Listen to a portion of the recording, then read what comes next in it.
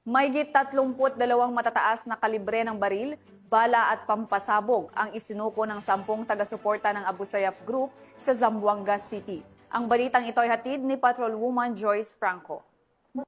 Na isinagawa ang press presentation of surrendered Abu Sayyaf Group supporters and turnover of firearms, ammunition, and explosive na pinangunahan ng Police Regional Office 9 sa ilalim ng pamumuno ni Police Brigadier General Eliazar P. Mata, Regional Director ng PRO-9, katuwang ang Regional Mobile Force Battalion 9 sa pamumuno ni Police Lieutenant Colonel Parson J. Asadil, Force Commander. Dumala rin sa nasabing aktibidad si Honorable Celso Lubrigat, dating mayor ng Zamboanga City. Ginanap ang aktibidad sa multi-purpose hall ng Camp Batalya, Artilim Boulevard, Zamboanga City. Sa nasabing programa, ito ay may layuning ipakita sa publiko ang 10 individual na sumuko mula sa hanay ng Abu Sayyaf Group at ceremonial turnover ng mahigit 32 piraso ng iba't ibang uri ng armas, bala at pampasabog. Bukod dito, nagkaroon rin ng presentasyon ng iba't ibang ayuda at programa mula sa iba't ibang ahensya ng pamahalaan para sa 10 sumukong taga-suporta ng Abu Sayyaf Group. Layunin ng aktibidad na tulungan at gabayan ang mga dating sumusuporta sa armadong kilusan upang makapagsimula muli at maging produktibong mamamayan. Dumalo at nagbigay ng kani-kanilang suporta ang iba't ibang ahensya ng pamahalaan gaya na lamang ng Department of Social Welfare and Development or DSWD, Department of Health, Cooperative Development Authority, Technical Education and Skills Development Authority or TESDA, PhilHealth, Department of Interior and Local Government or DILG, at Department of Labor and Employment or DOLE. Kabilang sa mga tulong na ibinigay ang pangkabuhayan, serbisyong pangkalusugan, pagsasanay at iba pang programa para sa kanilang pagbabalik loob sa lipunan. Nagpahayag ng taos-pusong pasasalamat ang mga ahensya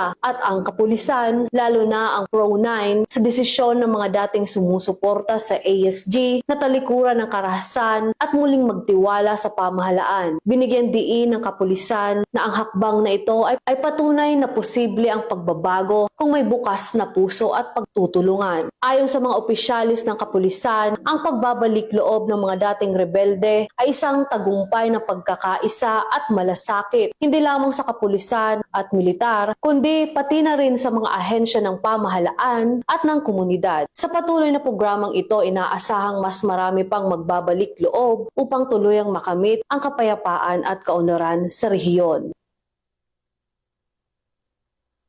We want a peaceful one, bloodless one, for them to be accommodated once again, to be useful in the community. That is why I am personally, on behalf of my group, would like to thank the government agencies present who extended their resources also.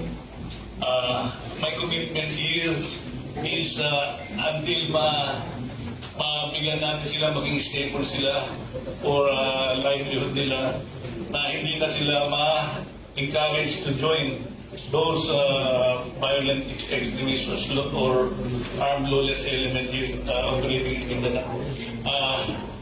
it's a great help of to us na nawala ito, na-eliminate natin itong 32 kind of high-powered weapon and caliber na nandito lang sa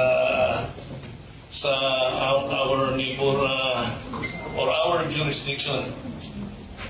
And thankful to those former supporters of the Abu Sayyaf Group. Now we call them as our friend rescue from the violent extremist group or lawless element group.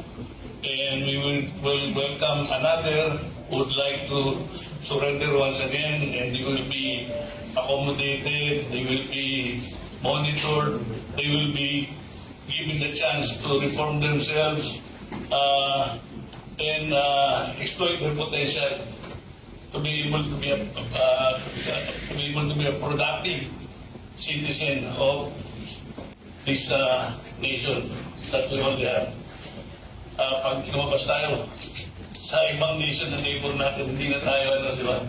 dapat dito lang tayo, pamuhay tayong papayapa, matiwasay, because with peace, pag wala ng kaguluhan, andyan dyan ang development. Mula dito sa Zamboanga Peninsula, ako ang inyong PNN correspondent, Patrolwoman Joyce Franco, alagad ng batas, tagataguyod ng balitang pulis.